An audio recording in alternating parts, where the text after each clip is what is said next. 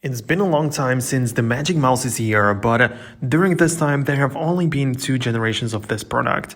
Now it's 2022, almost at the end of the year, so what's really going on with it?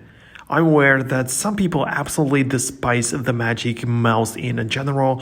I'm not one of those people, so let's take a look. If you're deciding which one you're about to get, each has some perks and some advantages. I'm not going to describe the stuff you are familiar with, like that the first gen uses physical AA batteries, while the second gen uses built-in battery. When it comes to the functionality, it's the same, it's used the same way, identical features. You're not missing out on anything when getting the older one. The first important metric or thing is that if you want a brand new product, you can only buy the second gen. However, if you're okay with buying on eBay and using a used product, you may save some money with the first gen. You should also know that although it's not a problem to replace batteries when needed, I always find myself having trouble opening the back case of the first gen mouse. Maybe it's just me, but the system for removal of the cover is so hard for me to use or to open it. That's a huge thing for me because, like I say, no problem to swap the batteries, but the cover is just annoying. It's possible to see the battery status of both products. You could expect that the first gen won't support things like low battery notifications or the ability to see exact percentage of the battery, but you can see it on both. So even in here, even in the displaying battery status, it's the same thing and no difference between the first and second gen.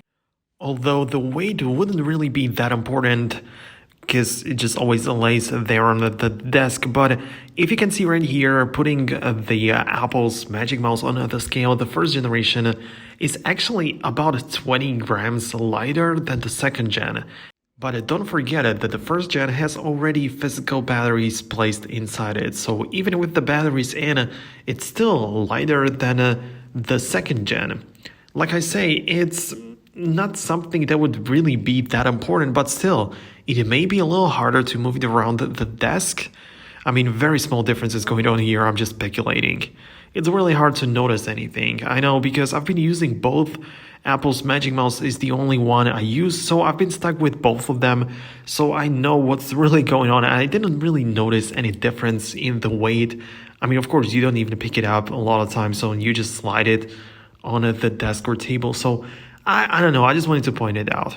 You've probably seen both colors, you've probably seen the mouse both in black and white, however the first gen is only available in white color.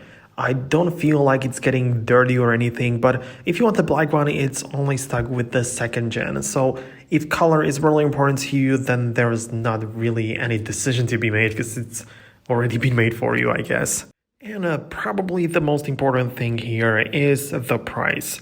Because if you're speculating about the Magic Mouse first gen, then you probably want to save some cash. And that's okay, but you'll be able to get it for about $20 to $30, depending on what offer you find.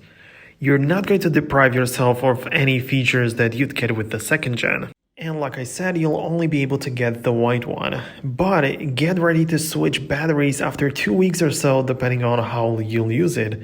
But yeah, it's definitely a little bit more annoying to replace the batteries manually. Also, you're buying a used product, so things can go wrong. I personally bought a Magic Mouse first gen on eBay, which literally didn't turn on when it arrived, so that was kind of annoying and confusing. So this can definitely happen to you, whereas if you buy a brand new product, it usually works, and if it doesn't, you can just bring it back. I mean, yes, of course you can do something on eBay as well, but it's definitely less probable that a brand new product just doesn't work out of the box. The new second gen costs $79 for a brand new model. Of course, you may get it for cheaper when buying used, but the difference it's not gonna be that big. For $50 to $60, you can get the used one and a $79 for the brand new one. And this is the white model and $99 for the quote premium model in black. So it's up to you to decide. Since the second gen needs to be charged, it also comes with the lightning cable, which can also be this black color. So this is kind of nice as well. And the cable, of course, it would cost something by itself. And that's of course the original one from Apple, so it's gonna work well. And yes, you cannot really use the Magic Mouse second gen while it's charging, but it really doesn't take long, just a couple of minutes. You can even leave it plugged in during the night, so this has never been an issue for me, and I've been using this for a while. And also keep in mind that you'll need to buy batteries constantly for the first gen, or a battery charger instead, so you're gonna keep on spending more money as time goes on. So it is up to you, but my personal opinion would be to look for the second gen. If you want to save a bit of the cash, go ahead and buy a used second gen model.